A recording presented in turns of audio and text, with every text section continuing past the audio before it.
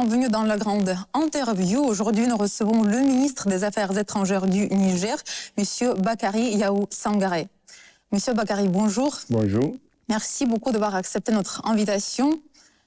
Nous nous trouvons actuellement à Moscou, dans la capitale russe. Quel est le but de votre visite en Russie? Tout d'abord, je voudrais vous remercier pour l'opportunité de dire l'objet de notre séjour à Moscou et éventuellement faire le tour de la coopération avec la Russie, qui est un partenaire stratégique pour le Niger. Vous n'êtes pas sans savoir que les pays, le Niger, le Mali, le Burkina, ils sont sortis de la CEDEAO. Et quand nous sommes sortis de la CEDEAO, nous avons créé notre confédération. C'était d'abord une alliance, et puis qui s'est très vite transformée en confédération. Elle est bâtie sur la similitude des situations que nous partageons. Ce sont trois pays qui ont les mêmes réalités environnementales et qui, par une conjoncture politique, se sont trouvés dans des situations similaires. On avait une organisation qui s'appelait l'autorité de l'Utako-Gourma. C'est cette autorité qu'on a transformée en alliance, en y ajoutant le volet diplomatique, parce que l'Utako-Gourma, c'était essentiellement le développement et la sécurité. C'était au début le développement, après la sécurité. Nous, on a ajouté la diplomatie pour faire l'alliance, et puis après la confédération qui a été créée le 6 juillet 2024, il y a moins d'un an, à peu près 8 mois. La Russie, c'est un partenaire important pour nous, avec lequel chacun des pays pris individuellement a une relation bilatérale. Donc, et là, nous avons franchi un autre pan, un autre volet, un autre niveau de notre coopération. C'est celui d'instaurer une coopération entre la Confédération AES et la Fédération de Russie. Donc, c'est dans ce cadre-là que nous nous sommes retrouvés. Il s'agit de la première réunion des ministres des Affaires étrangères de la Fédération de Russie et de la Confédération AES qui a été institutionnalisée. C'est la première rencontre, et puis à la sortie de cette rencontre, nous avons décidé qu'elle doit se tenir chaque année de façon alternative à Moscou et dans une des capitales AES. Donc c'est dans le cadre de l'établissement de cette coopération entre la Confédération AES et la Fédération de Russie que nous séjournons à Moscou. Votre réunion avec Sergei Lavrov, le ministre russe des Affaires étrangères, c'était, comme vous l'avez déjà dit, la première réunion en format Russie, la Confédération donc AES. Comment cette réunion s'est déroulée aujourd'hui? Très bien. La réunion s'est très bien déroulée. Elle a été à la mesure de nos espérances. On n'avait pas de toute façon d'inquiétude. On savait que ça allait bien se passer, parce que la Russie, c'est un partenaire que nous connaissons déjà du point de vue bilatéral. Et autre chose encore, quand nous avons créé l'AES, c'était le premier pays qui, une semaine après, a reconnu la Confédération. Le tout premier à reconnaître cette Confédération, que la Russie, elle a marqué sa disposition à coopérer, à nous aider, parce qu'elle est convaincue de la justesse de notre Confédération. Elle est convaincue que ce qu'on a fait, et je veux dire les pays de l'AES, c'est ça qu'on devait faire, pour sortir d'abord du sous-développement et puis pour sortir de l'emprise des anciennes puissances coloniales. Ce n'est pas une coopération à un seul sens, c'est une coopération équilibrée. Nous, nos principes, c'est d'abord que le pays respecte notre souveraineté, c'est ce que la Russie fait, que nous traitons d'égal à égal, ce que nous faisons avec la Russie au point bilatéral, donc, et qui se répercute évidemment au point multilatéral, et qu'on nous reconnaisse le droit ou notre souveraineté à nous retrouver dans une organisation quelle qu'elle soit, et dans le cas d'espèce, qu'on nous reconnaisse le droit de nous retrouver dans une confédération, ce qui est le cas avec la Russie. Donc au sortir de la réunion, la Russie a marqué sa disponibilité à nous accompagner et à nous aider à atteindre les objectifs que nous sommes fixés. Parce que cette confédération, la colonne vertébrale, c'est la sécurité. D'abord, il faut le dire que nos trois pays se sont retrouvés. C'est vrai, il y avait des contingences diplomatiques qui étaient là, mais on s'est retrouvés, le principal mobile qui nous a amenés ensemble, c'était la sécurité. On était depuis 2011 dans une situation qui a été voulue, créée et entretenue par des puissances occidentales. Et on a décidé de prendre notre destin en main. Et la Russie était là à nos côtés. Et aujourd'hui, on s'est retrouvé à trois pour faire la confédération. La colonne vertébrale, comme je le disais, c'est la sécurité. Et le mobile essentiel aussi, à trois, on est avec la Russie, c'est aussi la sécurité. Du point de vue bilatéral, chacun de nos pays a sa coopération avec la Russie qui va au-delà de l'aspect sécuritaire. Mais du point de vue confédéral, le point essentiel, la convergence de vues qui nous a guidés à aller vers la Russie, c'est l'aspect sécuritaire. Et au sortir de cette réunion, nous envisageons d'aller au-delà de l'aspect sécuritaire. Il n'y a pas que le sécuritaire. C'est vrai, il n'y a pas de développement sans sécurité, mais il faudrait que les autres aspects soient concernés. Parce que la Confédération, elle est bâtie sur trois piliers. Il y a la défense et la sécurité, donc qui est le mobile principal pour lequel on est avec la Fédération de Russie. Il y a le volet développement. Nous avons un programme ambitieux de développement de nos pays avec la Russie.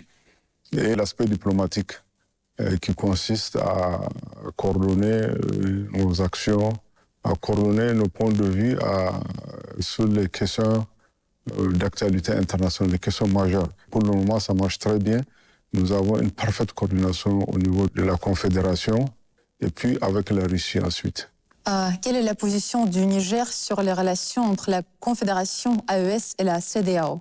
La position du Niger, c'est que nous sommes partis de la CEDEAO parce qu'on estime que la CEDEAO ne répond plus aux objectifs pour lesquels elle a été créée. C'était une communauté d'intégration. Elle avait pour but d'intégrer. Au lieu d'intégrer, elle était en train de désintégrer. Et nos présidents respectifs étaient membres fondateurs de la CEDEAO. Ils savent pourquoi ils ont créé la CEDEAO. Si on est parti de la CEDEAO, c'est parce qu'on a constaté que la CEDEAO est parasitée. La CEDEAO, elle est téléguidée par les puissances occidentales. Et à partir du moment où on est en porte-à-faux avec ces puissances, elle ne peut être que contre nous. On a tout essayé, hein, mais à la fin, on s'est rendu compte que ce n'était pas possible, c'était peine perdue, parce que la CEDEAO était téléguidée, et ceux qui la téléguidaient avaient un agenda qui était celui de faire en sorte que les régimes dans nos différents pays respectifs tombent immédiatement, ou en tout cas le moins longtemps possible. Donc, à partir du moment où on a compris que l'objectif même de la CEDEAO, si je me mets à vous développer les différentes étapes de négociation avec la CEDEAO, peut-être demain matin on serait là, et ça a été très laborieux et très pénible pour nous. On n'est pas parti de la CEDEAO de gaieté, le cœur, mais à la fin on s'est résolu. C'était une décision politique qu'on avait prise et on s'est assumé. Et donc, ce qui fait qu'actuellement, nous n'avons pas d'animosité contre la CEDEAO. Nous avons des pays de la CEDEAO qui sont les pays frontaliers avec lesquels nous avons de très bonnes relations. Et même au sein de la CEDEAO, quand la CEDEAO a pris des sanctions contre nous, l'embargo total contre le Niger, c'était inimaginable, c'était inhumain ce qu'ils ont fait au Niger. Les trois pays sont des pays enclavés et nous ont imposé un embargo total. Même les produits pharmaceutiques ne rentraient pas au Niger. L'électricité qui nous était fournie à partir du Nigeria a été coupée. Sans sommation, on a perdu des vies humaines du fait de cette sanction. Mais à quelque chose, malheur et bon, ça nous a permis d'ouvrir l'œil et de prendre conscience de notre force et de construire notre résilience. Donc nous n'avons pas d'animosité. Nous sommes dans un processus de normalisation de notre relation avec la CEDEAO. Le président de la Commission nous a écrit pour nous inviter à une négociation parce qu'ils sont convaincus à présent que notre départ de la CEDEAO est irréversible. Donc, on va aller aux négociations. C'est la présidence de l'AES qui conduit ces négociations et nous partons dans un esprit très conciliant. Nous ne sommes pas des pays à problème, nous n'avons jamais voulu de problème, que ce soit à plus forte raison à des pays africains, à des pays voisins. Ce que nous souhaitons pour ce pays, c'est la prospérité. S'ils pensent que leur bonheur se trouve dans la CEDEAO, c'est tant mieux. Mais nous pensons que l'autre ne se trouve pas là-bas et qu'on est mieux au sein de l'AES. Donc, nos relations sont bonnes. Et nous pensons qu'il n'y aura pas de difficultés particulières dans la négociation qu'on aura avec la CEDEAO. Vous n'avez pas vu encore leur réaction, la réaction de la CEDEAO à votre visite en Russie, les négociations avec Sergueï Lavrov, ils n'ont pas encore réagi? Quelle que soit l'appréciation qu'ils vont porter, nous, ça ne nous regarde pas. Et nous savons, la plupart des pays occidentaux, le regard qu'ils ont sur cette relation Nous sommes intelligents aussi, hein, nous savons où se trouve notre intérêt. En bon langage, chez nous, on dit « je sais où ma tête me fait mal ». Donc nous savons exactement ce que nous voulons. On ne va pas se laisser distraire. On a fait un bon bout de chemin avec la Russie et jusqu'ici tout va bien et nous pensons que le meilleur est à venir. Et comme à quelque chose malheur est bon. À quelque chose malheur est bon, voilà, parce que, comme vous le dites, nous, ça nous a permis de prendre conscience. Nous nous sommes sous-estimés parce qu'on était pays enclavé.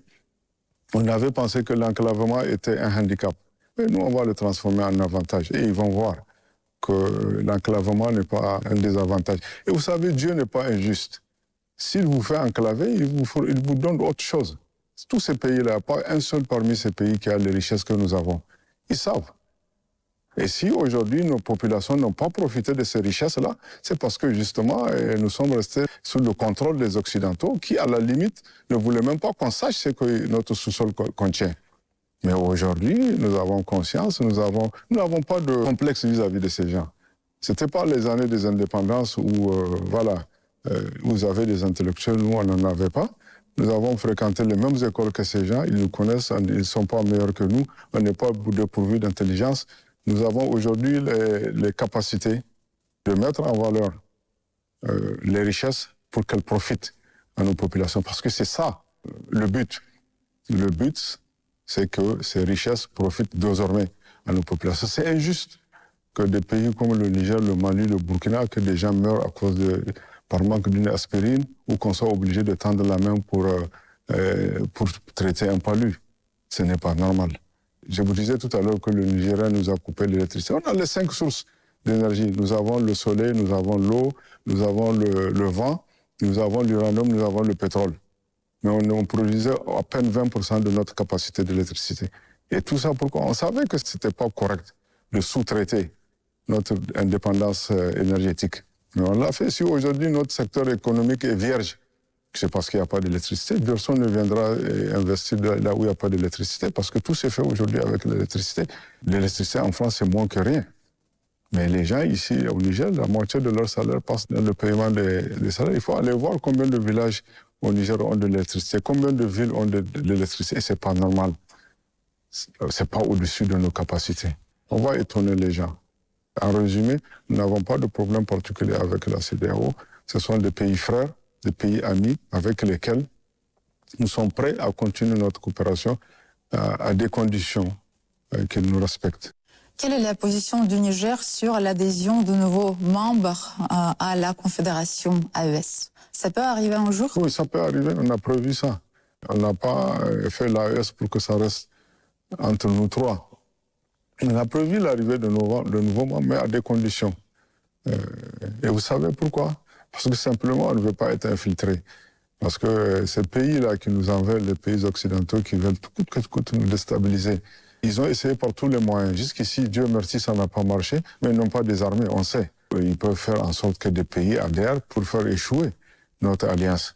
Donc nous avons des conditions d'adhésion. Il y a d'abord la première condition, ce qu'il faut reconnaître, la justesse de ce qu'on fait. Parce que vous ne pouvez pas être dans une confédération si vous ne partagez pas cet idéal. Et la deuxième chose, c'est qu'il faut qu'on soit certain que le pays, entre autres conditions, que le pays ne serait pas un pays qui est sous influence des Occidentaux et qui viendra juste pour nous distraire, pour faire éclater notre alliance. En réalité, si vous regardez, ce ne sont pas des pays qui ne sont pas éligibles à l'AES. Ce sont des régimes qui ne sont pas éligibles. Tous les pays africains. Un Africain sincère ne peut pas être contre ce que l'AES est en train de faire. Parce qu'ils savent que c'est un combat juste. Un combat dont tout Africain doit être fier.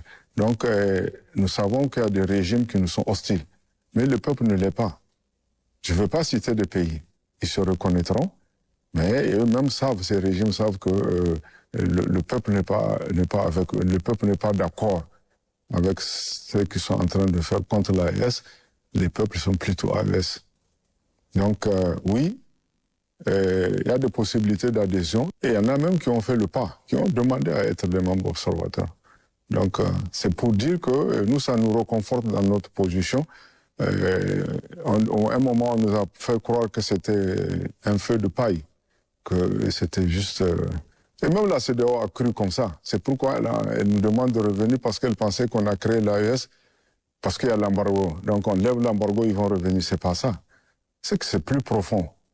Et c'est dommage qu'ils ne comprennent pas que c'est plus profond, qu'ils ne sont pas sur la bonne trajectoire, sur la trajectoire des pères fondateurs. C'est dommage qu'ils ne se rendent pas compte ou qu'ils ne veulent pas, ils se rendent compte, ils savent. Mais ils font semblant de ne pas le savoir. Et allez-y voir les gens qui nous donnaient des leçons quand il y a eu des renversements de régime chez nous. Ils ont mis dehors la CEDEAO, quand la CEDEAO, tout récemment, quand la CEDEAO a envoyé une délégation pour négocier, les champions qui nous donnaient des leçons, ils ont mis dehors la CEDEAO. Donc c'est pour dire que c'est pas que ça nous réconforte. On est sûr de ce qu'on fait. Donc on n'a pas de doute sur la lutte que nous sommes en train de mener. Et plus c'est dur, plus on s'est dit qu'on est sur le droit chemin. Parce que dans tous les cas, vous savez, la liberté, personne ne vous l'offrira sur un plateau d'argent. Il faut payer un prix à payer. C'est que nos populations sont en train de vivre actuellement dans leur chair. C'est le prix à payer. Peut-être pas nous, mais nos enfants, peut-être nos enfants, ou nous, dans tous les cas, quelqu'un, une génération doit se sacrifier pour les générations à venir et c'est ce que nous sommes en train de faire. Sinon, si vous regardez la plupart des gens qui sont là, je parle de mon pays, ce sont des gens d'un certain âge. Comme on dit chez nous, dans la vie, on ne fait pas 2 fois 60. La plupart de nous sont au-delà de 60 ans, on n'aura pas 60 ans devant nous. Ce que nous sommes en train de faire, ce n'est pas pour nous, c'est pour nos enfants. C'est pour le bien de nos enfants et nous sommes convaincus que ce que nous sommes en train, c'est ça que nous devons faire. Très intéressant ce que vous dites. Merci. Le secteur financier, ce n'est pas un secret que la Confédération AES se trouve sous la pression de l'Occident et aussi la CEDEAO. Y a-t-il déjà des succès dont nous pouvons parler dans le secteur financier de la Confédération? Vous savez, le premier instrument de la souveraineté, parce que notre lutte elle est bâtie autour de la souveraineté. Le premier instrument de la souveraineté, c'est la monnaie. Vous ne pouvez pas être souverain si c'est quelqu'un qui frappe votre monnaie. C'est clair qu'on ne va pas rester dans cette affaire de CFA. La France même le sait. Je ne dis pas demain ou après-demain, vous ne pouvez pas être AES et accepter que la planche à billets soit en France. C'est impossible. On nous fait croire qu'on n'est pas capable de mettre en circulation une monnaie, mais il y a des pays qui l'ont fait seuls. Pourquoi nous, à trois, on ne pourra pas le faire? Nous savons que notre souveraineté commence par la frappe de la monnaie et on va le faire. Nous avons subi des sanctions. Et c'est ça même qui nous réconforte, qui nous motive dans le sens d'aller vers une monnaie. Je ne dis pas que tout de suite, demain ou après-demain, mais ce que la BCAO, la Banque centrale des États de l'Afrique de l'Ouest et l'UEMOA nous a fait, c'est proprement injuste. Moi, je peux comprendre, j'ai des problèmes avec vous, vous dites, bon, mon argent, vous n'aurez plus mon argent. Mais mon argent que je vous ai donné pour garder, vous ne pouvez pas me le refuser. Et c'est ce qui s'est passé. L'argent, notre argent qu'on avait au sein de la Banque centrale des États de l'Afrique de l'Ouest nous a été empêché pendant 8 mois. Simplement parce que la France a donné des injonctions. Et on a tout fait pour désorganiser le secteur bancaire au Niger. Et on a tout fait pour que les gens soient dans des situations difficiles. Et vous avez de l'argent, vous partez à la banque, vous ne pouvez pas retirer parce que la banque n'a pas de liquidité. Pourquoi la banque n'a pas de liquidité? Parce que la Banque centrale a mis son embargo sur notre propre argent, sur notre propre avoir. Donc, tout ça nous conforte à aller vers notre propre monnaie. On va le faire, c'est clair. Je ne dis pas demain ou après, parce que ça a besoin d'organisation. Et là, nous avons besoin de soutien des pays comme la Russie, des pays, parce que la Russie, mais des pays comme la Russie occupera une place importante dans la mise en circulation de notre monnaie. Dans tous les cas, le système actuel qui est là, il nous est défavorable. Et on sait que tant qu'on restera dedans, il n'y a pas moyen de se développer. Et on fera tout pour que ça ne soit pas ainsi. On a fait le plus difficile. On a fait plus difficile que sortir de la CEDEAO. Nous avons fait partie de l'armée française, nous avons fait partie de l'armée américaine. Je pense que c'est plus difficile que de sortir d'une organisation comme l'UMOA. On est parti de la CEDEAO. La CEDEAO, c'est plus vaste que l'UMOA.